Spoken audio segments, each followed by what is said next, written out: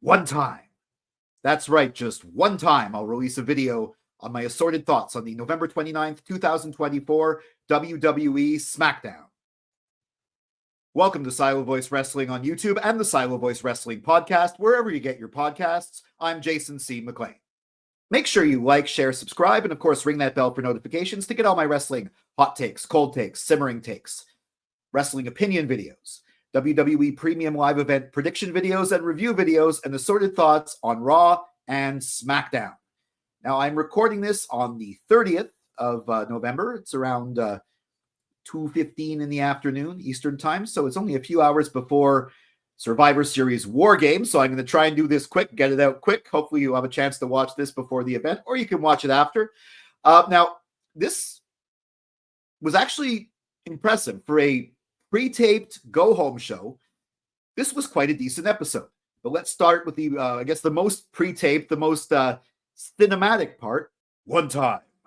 Occasionally with the Bloodline, they give it the real mob feel. And this segment with Roman Reigns talking with CM Punk, brought together by Paul Heyman, really had that mob movie feel. The lighting, the look. Somebody joked a few months ago that when Kevin Dunn left, WWE replaced him with Martin Scorsese. You know, kind of looks like it here. Obviously, it's Lee fitting, but this is similar to the segment with Cody and Roman, which was produced by Paul Heyman. I'm betting this was produced by Paul Heyman as well, too, except this time he's in it. And the tension was really palpable. One time. That line was great.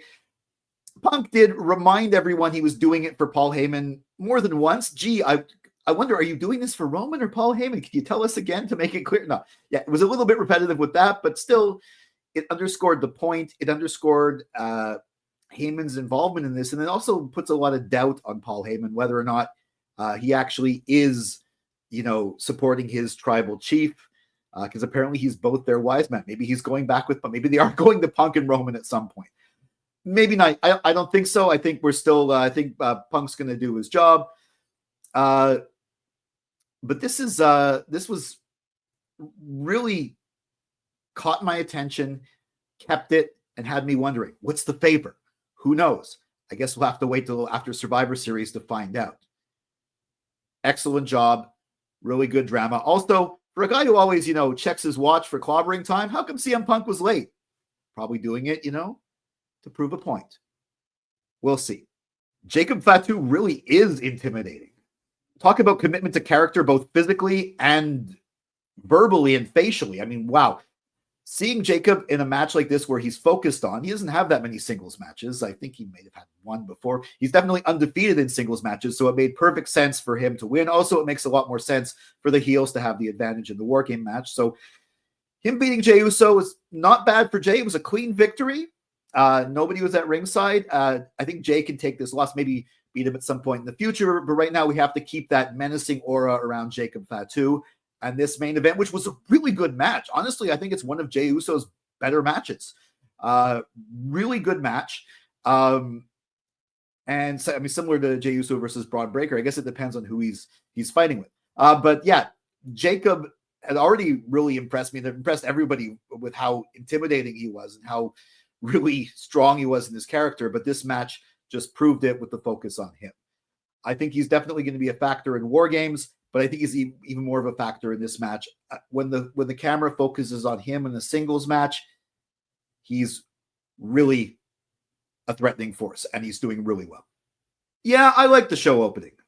Sure, all the baby faces talking tough, and then the heels showing dissension in their ranks was a little bit paint by numbers for War Games Go Home. So was the obligatory fight and pull apart.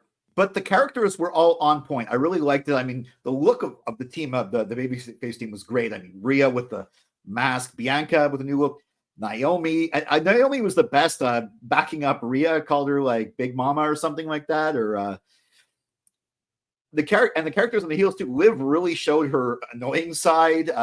Nia was just Nia. They were all perfectly in character, perfectly great. And what they're setting up is maybe not as much there is going to be story in this match, but I don't think it's as much story driven as the fact that there's going to be some really great spots in that match. And the look of it's going to be incredible. I'm pretty sure that's going to be the opening match. And yeah, a little bit as expected, but still it was a solid setup. Cody Rhodes versus Carmelo Hayes was a decent match. Yeah, they did this before, just after the draft, or on the same show as the draft, but there was, I think, a few botches in that one. This was running it back. It was good to see Carmelo show his skills, and he did get to show his skills. Obviously, Cody won, but it was also a nice match to see Cody wrestle. You haven't seen him wrestle, I think, since the last PLE. So, it was decent. Not the most captivating part of the show, but a good part of the show. Meanwhile, Kevin Owens is still killing it with the promos. His "Let Me Show You Why I'm Right" was a nice little video package that did make sense. He did make some good points. Yeah, Cody was at the Rumble and didn't rush to help Kevin Owens after, but yet he rushed to be Roman's partner. I mean, it's still a bit of a stretch. And also, I also find it very interesting that they're deliberately avoiding him even mentioning Sami Zayn, who's now full on wearing the Bloodline shirts and who was his friend. You know that they're maybe going the two of them for WrestleMania, but for Saturday night's main event, this is really good setup. And I also really like that they're playing some of the old music and the old imagery. It's going to be an interesting mix. They have a real dramatic match, but it's going to have that like 80s sort of vibe, which is really cool.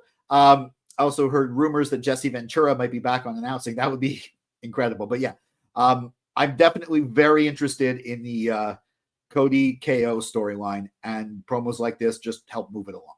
It makes sense for Shinsuke Nakamura to have a win before his title match. Him versus Andrade was good. Shinsuke's entrance looked really cool.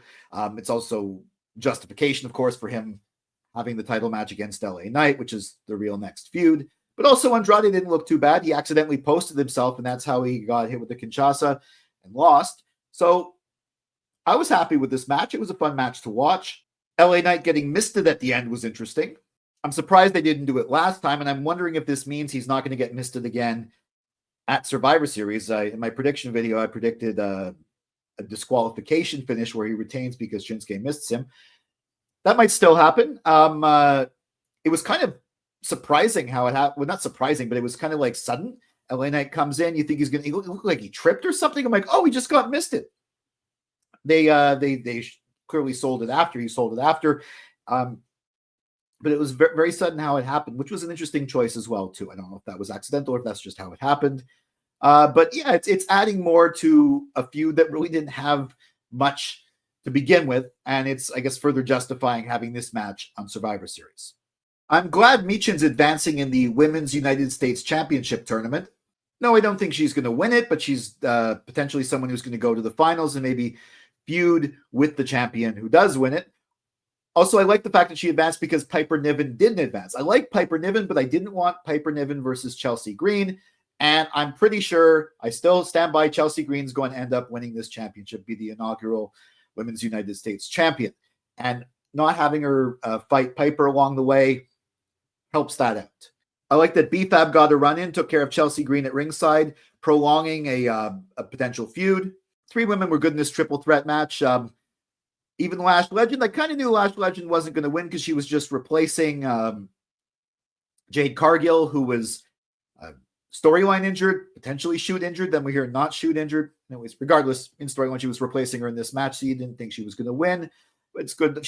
They're clearly on the main roster now. Maybe officially on NXT, but being on a PLE and a tournament like this shows that that team's clearly gone to the main roster.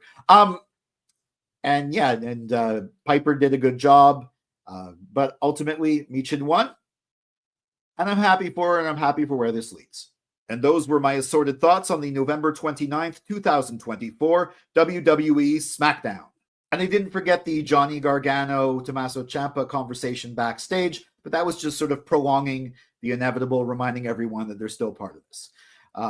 Overall, I think this was a very good go-home show, and really good pre-tape show. I mean, they sort of lean into it. I'm wondering how much of the live audience actually saw.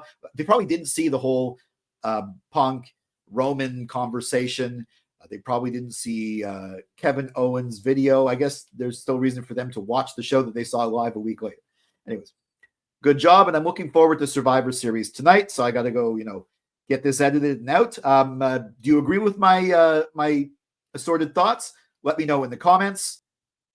Follow at Silo Voice Wrestling on Facebook and Instagram, at Silo Wrestling on X, and me at Jason C. McLean on X and Instagram. Make sure you like, share, subscribe, and ring that bell for notifications. I'll be back with my review of Survivor Series War Games and my assorted thoughts on Raw. For Silo Voice Studios in Montreal, I'm Jason C. McLean.